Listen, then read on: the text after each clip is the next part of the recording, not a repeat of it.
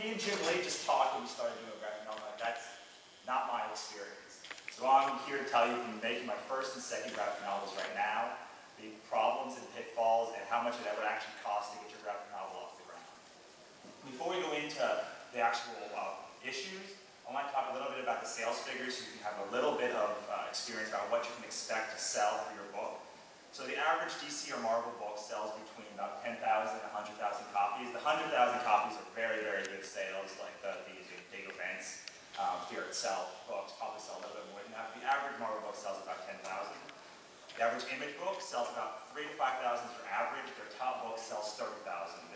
This is Walking Dead. 30,000 is Walking Dead.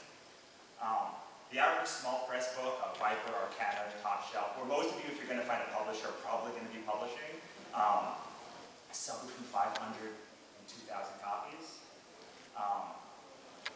But they also help you with advertising and publicity, where Image and IDW, companies that just are basically printing services, do not help you with any of that. For that, of course, the flip side is you have a small sale. You also, they also ask for 50% ownership. Generally, this is not across the board, but generally, most of the small press publishers will ask for 50% ownership of your project in all mediums.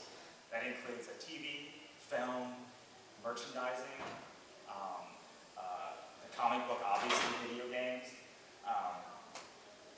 Your comic, if you self-publish, you'll most likely sell less than a small press, and you'll be responsible for printing, advertising, promotion, all of those things that a small press person takes care of it. Even though you're going to 100%, you're going to have 100% of the less of a pie. And also, if you are planning on optioning your book, or creating a book that you plan on making into a movie or a TV show, or optioning it around, companies vastly prefer a publisher that they know that you printed with than a self-published book. So if you're planning on going that route, generally, if you find a publisher, you're more likely to be able to sell that book down the road or re-option it to people, and you already have a built-in audience instead of building your audience from scratch. Viper, a company that does Goodbye Jones Monster Hunter, they have a built-in audience that will buy the book. They have a built-in pipeline to studios and places already built into them, and you don't have to build it yourself from scratch. You have to decide for yourself if that's worth 50% of the pie less. So these are just the top sales from February 2011. You'll see the #1 comic sold is Green Lantern #62, a DC book at 71,000. The #1 independent comic is Walking Dead #81 at 30,000.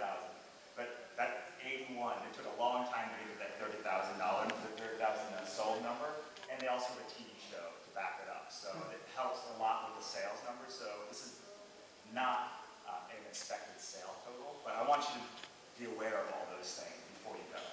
So the first question you're going to ask yourself is, do I want to have a partnership with an artist, or do I want to pay the artist? Partnership would be both of you are working for free with 50-50 ownership of the project. But the artist is working with no compensation, opposed to if you're just paying the artist out of pocket. There are advantages and disadvantages to both that I'm going to go over really quickly. #1 is the cost. Obviously, the #1 advantage of finding an artist to partner with you is the cost. It doesn't cost you anything. You saw the sales numbers. You're probably not going to be selling more than 5,000 issues of your first book. So this is a very, very helpful as far as bringing your costs down. Second is investment. What I mean is creators I've talked to that have gone this route tend to believe that when an artist is working for free as opposed to being paid, they are more invested in a project than they are if you were getting paid, where it was just a work for hire. This is not completely untrue in my opinion, because if you're working for free, obviously, you really, really, really love the